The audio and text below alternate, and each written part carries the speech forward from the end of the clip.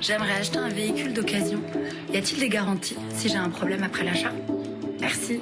Tout dépend. Acheter un véhicule d'occasion à un particulier ne donne pas les mêmes garanties que lors d'un achat à un professionnel. Voici ce qu'il faut savoir pour éviter les mauvaises surprises. Quand on achète un véhicule d'occasion, il existe 3 types de garanties. La garantie des vices cachés, la garantie de conformité et la garantie contractuelle. Si on achète à un particulier, la seule protection légale qui s'applique est la garantie des vices cachés. Elle couvre un défaut grave qui existait avant la vente et qui empêche l'utilisation normale du véhicule.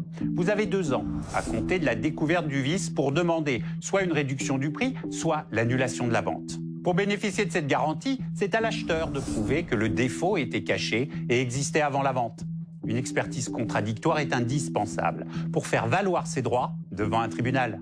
Si vous achetez auprès d'un professionnel, vous bénéficiez de cette garantie des vices cachés, mais également de la garantie légale de conformité.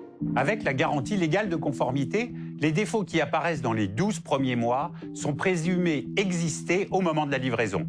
Dans ce cas, le professionnel doit réparer ou remplacer le véhicule. Après 12 mois, c'est à l'acheteur d'apporter la preuve que le défaut existait déjà au moment de la vente. Cette garantie est valable 2 ans à compter de la date de délivrance du véhicule. La majorité des professionnels proposent par ailleurs une garantie commerciale. Elle n'est pas obligatoire et son contenu varie en fonction du professionnel. Il faut donc lire attentivement le contrat avant de signer. En résumé, si vous achetez votre véhicule d'occasion à un professionnel plutôt qu'à un particulier, eh bien vous bénéficiez de plus de garanties. Voilà, vous savez tout, ou presque tout. Retrouvez toutes ces informations sur inc-conso.fr et à très bientôt pour un nouveau ConsoMag.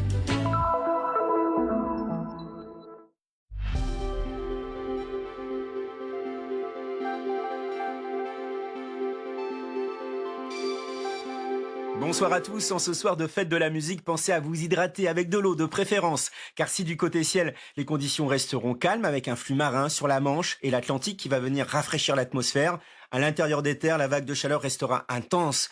Aux alentours de 23 h, on attend encore 30 degrés du côté de Tours, 29 degrés dans les rues de la capitale, 26 degrés à Lille. C'est une nuit tropicale qui s'annonce. Demain, nous allons retrouver notre front atténué qui avance avec quelques averses des Charentes-Maritimes, Hauts-de-France. Il va même gagner du terrain pour rejoindre la Champagne, les Ardennes, la Bourgogne au cours de la journée. Et puis sur le sud, en soirée, on attend sur les Pyrénées encore des averses qui pourraient revêtir un caractère orageux. Les températures le matin, très lourdes, 19 degrés attendu à Lille comme à Orléans, 22 degrés à Paris à 6 h du matin. Et l'après-midi, si on perd 5 à 10 degrés à l'ouest, en revanche, ça grimpe sur la façade est avec 35 degrés attendus à Strasbourg, 37 degrés à Lyon. Dans ces conditions, il est conseillé aux personnes les plus fragiles de ne pas sortir aux heures les plus chaudes de la journée. Passez une belle soirée sur France Info. L'information continue.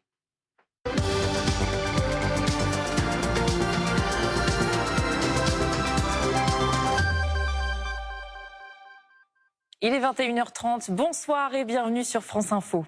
À la une ce soir, 9e jour du conflit entre Israël et l'Iran. Les bombardements ont continué encore aujourd'hui des deux côtés et le président iranien a déclaré refuser d'arrêter les activités nucléaires de l'Iran, quelles que soient les circonstances.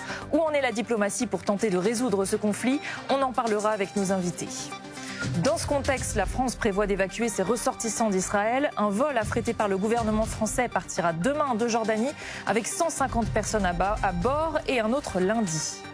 La France qui continue de suffoquer avec ce pic de chaleur aujourd'hui. 38 degrés atteints à Saintes, 37 à Niort et 35 à Rennes. 13 départements restent placés en vigilance orange demain.